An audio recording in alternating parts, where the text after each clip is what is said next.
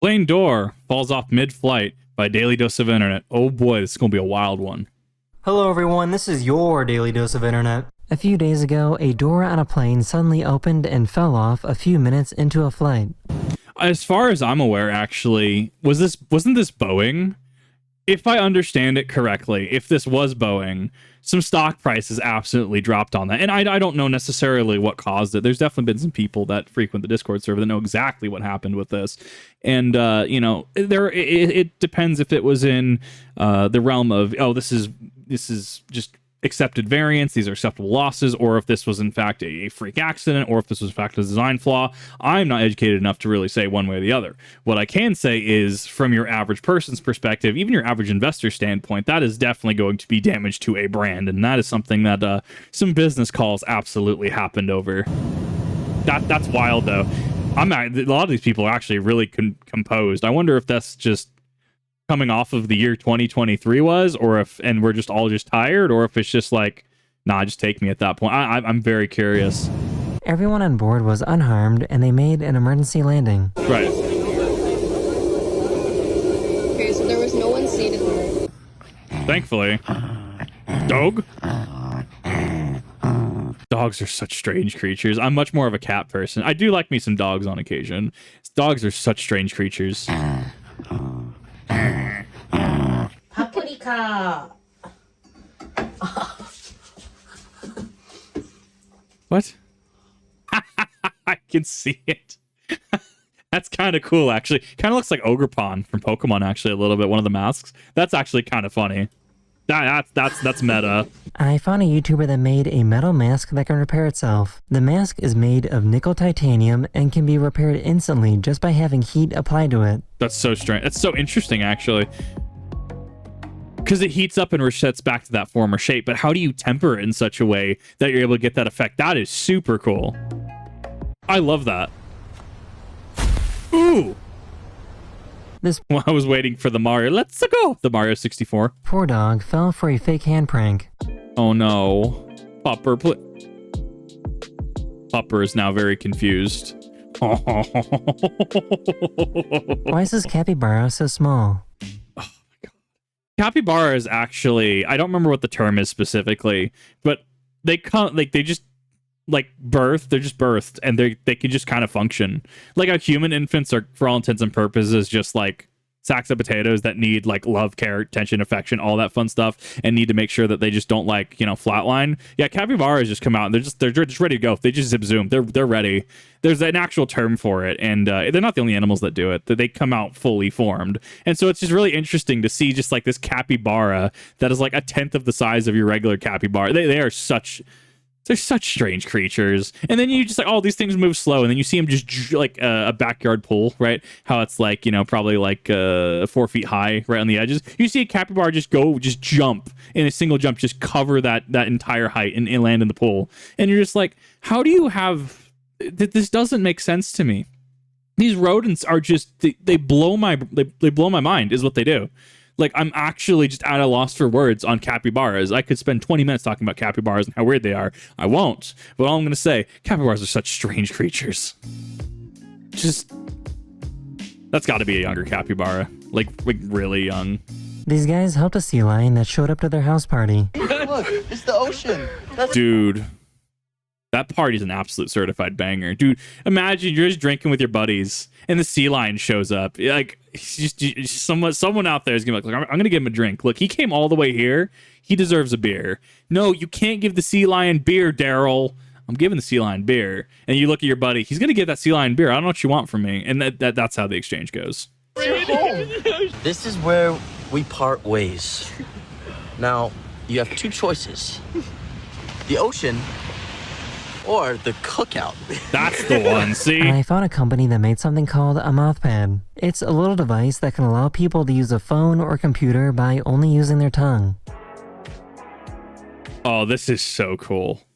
This is so cool. I absolutely love people that can make stuff like this. And you look at it and you're like, who would ever use that? And it's less about who would ever use that and more like how just cool this is. Sometimes you need to push science for science sake. Other times... you do not need to push science for science sake. That's where you start getting the history of some war crimes. All I'm going to say, though, is sometimes you can just get really cool things when you start dealing with science like this. That is very, very cool.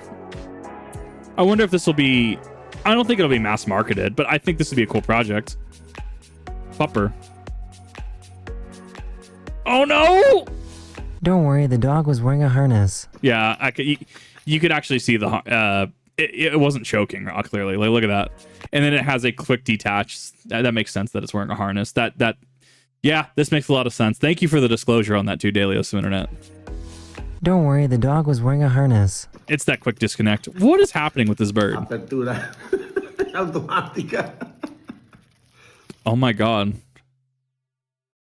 That's amazing, though. That bird just opened that packet for him.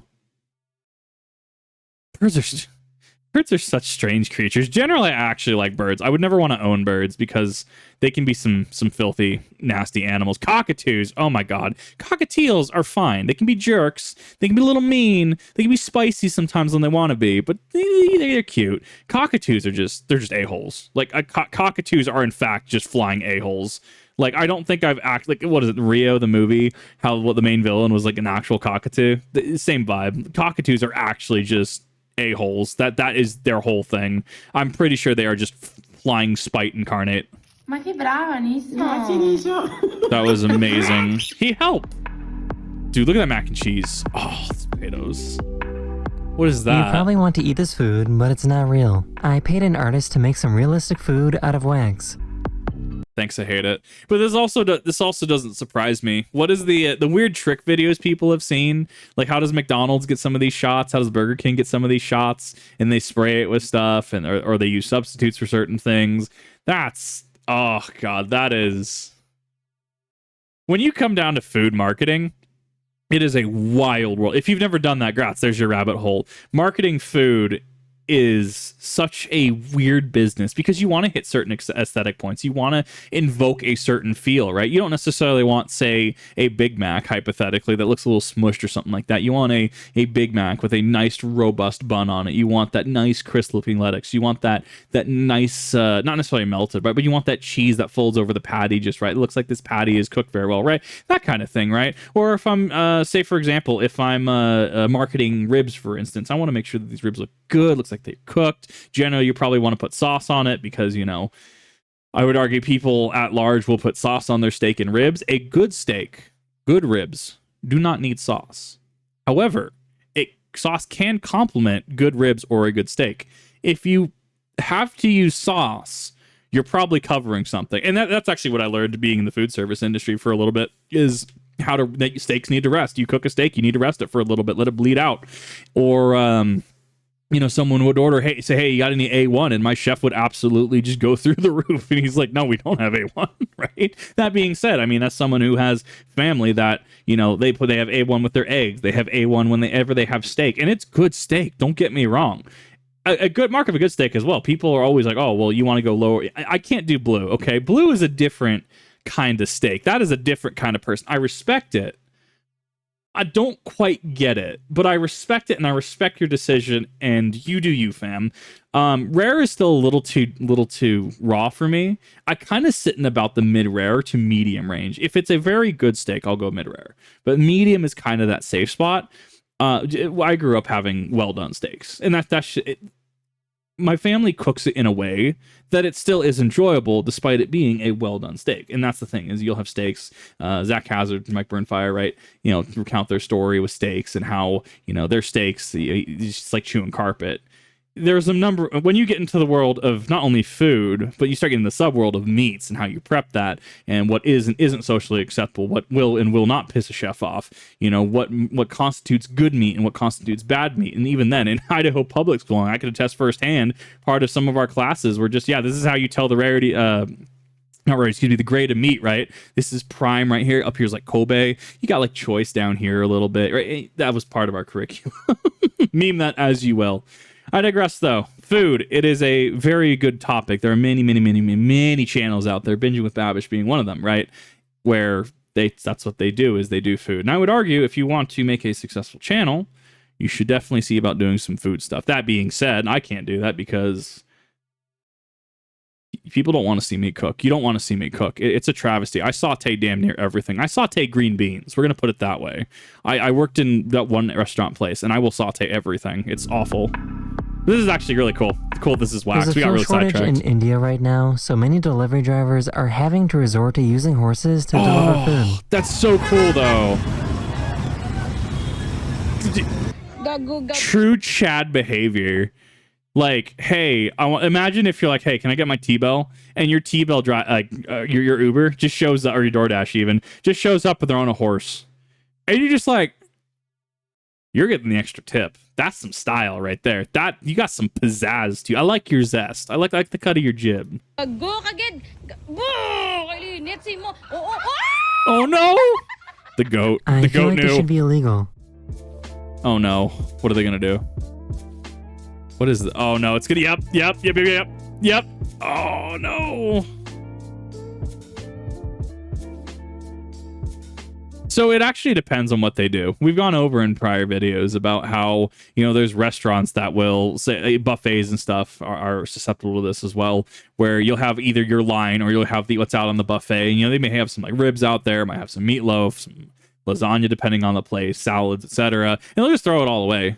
And it's like, they don't even feed the employees. And then again, you're also like, well, what's, Kip, that's what makes the employees entitled to that. And my response is, you're not necessarily giving them the entire buffet, right?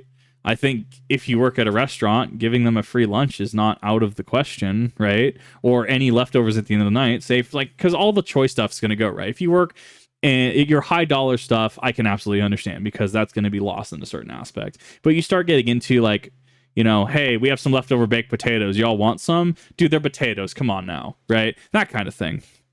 So it depends where that's going. Like, are they just throwing that out? Because if they're throwing that out, I would argue that's incredibly wasteful. Or are they saving it for some kitchen staff or some promo pieces? I could kind of see that. But this can also be a product of just maybe it's cheaper to order that size and then they cut it down to the specifications that they are selling. So for instance, if say this is a 12-inch pizza, but they can only get 14-inch, or say they only order 14-inch and they're cutting it down to a specified 12-inch, I can understand that and I can actually get behind that logic. It just comes, I think there's more context that I would need on this specific thing. Like there's a lot here to dissect. It could also just be that, hey, I don't want to give you the whole thing. But it could just be a logistics thing. It could be what they have in stock. It could be a number of things.